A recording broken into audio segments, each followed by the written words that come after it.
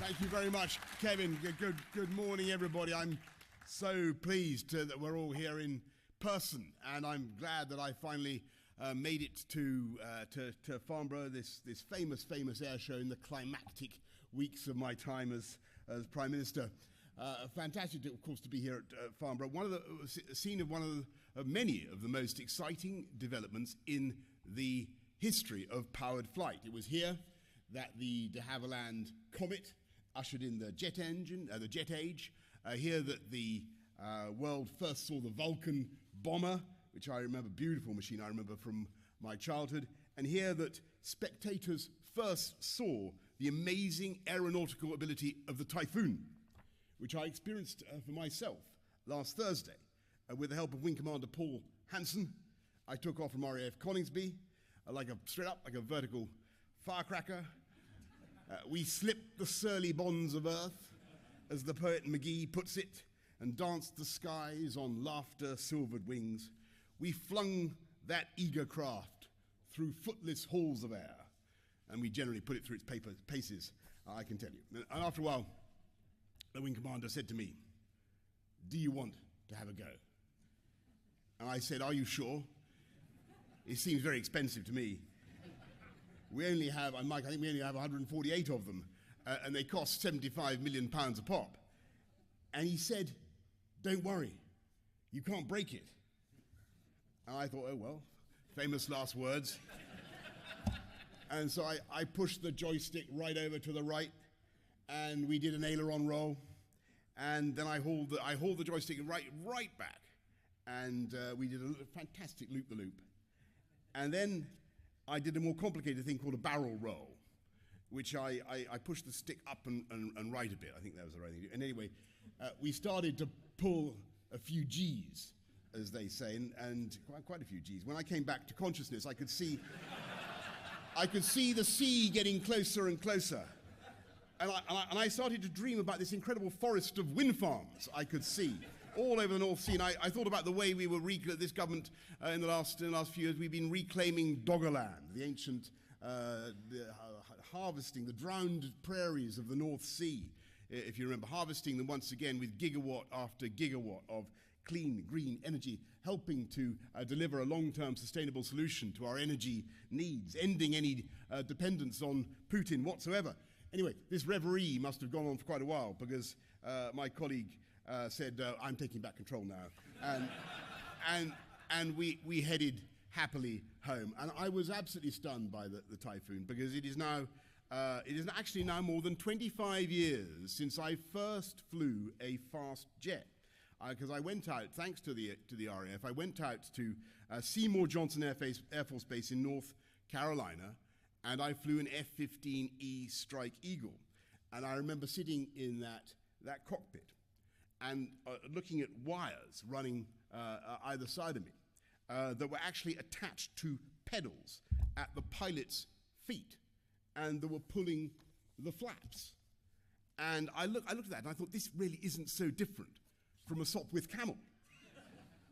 And on Thursday last week at Coningsby, I asked them afterwards, what would, as you ask about what would happen in a fight between a Tyrannosaurus Rex and a killer whale, I said, what would happen in a fight between a Typhoon and an F-15E Strike Eagle? And they said it would be no contest.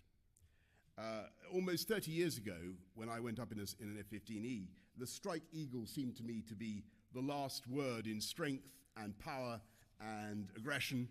But compared to a Typhoon, according to the RAF, it would be so motionless and defenseless that a dogfight, in the brutal words of one Typhoon pilot, would be like clubbing seals. And that's what he said. I mean, he gulped a bit when he said it, but that's what he said. And so the lesson I draw is about the scale and the pace of technological change. It was only 85 years ago that my grandfather was flying Wellington bombers with equipment so primitive that you really have to marvel at the bravery of the men and women who were involved in that war. In fact, he used up quite a few Wellington bombers. He crashed twice, the second time into a church. I'm afraid he was always prone to religious doubts. But I marvel at the bravery of that generation. But let's face it, it was only 120 years ago that this whole enterprise began of heavier-than-air powered flight in machines barely more than a century ago that looked like laundry baskets lashed together with leather and canvas and propelled by lawnmower engines. And if you think that we've gone from a laundry basket to a typhoon in a century, then I just want you to imagine what the next 20 years and the next 50 years will bring. And I want you to know, with this concluding thought, I want you to know that this government believes in British aviation and British technological genius and its power to bring jobs and growth across our whole country, uniting and levelling up across the whole country, as it does. And that's why we're investing so massively in defence, the biggest uplift since the end of the Cold War, and that's why I'm so obsessed with the Future Combat Aircraft System, with Team Tempest and everything that involves. I think it is a fantastic project. There are already 560 UK companies playing their part, more than 1,000 apprentices and new graduates involved. And I am a passionate believer in the potential of our burgeoning partnership, not just with Italy, but with Japan. An incredible thing to be doing now, 80 years after the end of the Second World War. And of course, the Future Combat Aircraft System is not just a plane. It is a whole platform for technological change and industrial spin-offs of all kinds, because the combat aircraft systems of the future will be very different even from the Typhoon. And some of them will be manned, some of them will be crewed, and some of them won't be.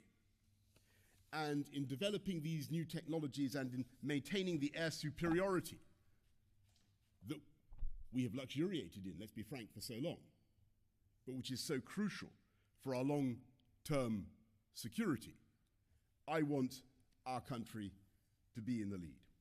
And then on this scorching day, with the thermometer about to blow and temperatures here apparently higher than the Sahara, there is the next great technological challenge, which is how to, as Kevin was just saying, how to send a plane across the Atlantic without burning thousands of tons of kerosene and adding to the carbon tea cozy that is heating our planet to destruction.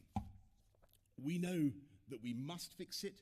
We know that time is running out, and that's why one of the first things I initiated 3 years ago was a project called Jet Zero, in which I think many of you are participating, and thanks very much for what you are doing, a zero carbon plane. People think it's impossible. They say pigs might fly.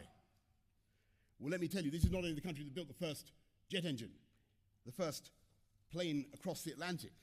In 1909, a pilot by the name of John Theodore Cuthbert Moore Brabazon took off with a 6-week-old piglet in a waste paper basket, tied to the strut of a Short Brothers biplane. We showed that pigs could fly 100 years ago in this country. And we are going to fix zero carbon aviation as well, not just because it's right for our planet, but because it will drive jobs and growth around the country. And that's why today we are investing a further £250 million in UK aviation technology and in innovation. And so, look, in conclusion, I want you to know that after 3 happy years in the cockpit, and after performing some pretty difficult, if not astonishing feats, getting Brexit done, restoring this country's ability to make its own laws in Parliament, vaccinating, have I told you this before? Never mind. Vaccinating our population faster than any other comparable country and ensuring the fastest growth in the G7, and, as Kevin rightly reminded us, being the first European country to give the Ukrainians the vital military help they need to see off Putin's aggression, not to mention cutting neighbourhood crime by 31%, lowest unemployment for 50 years, gigabit broadband penetration rising from 7 to 69% of households in this country, and many, many other statistics, which I assure you I will keep regaling the population. I am now going to hand over the controls seamlessly to someone else.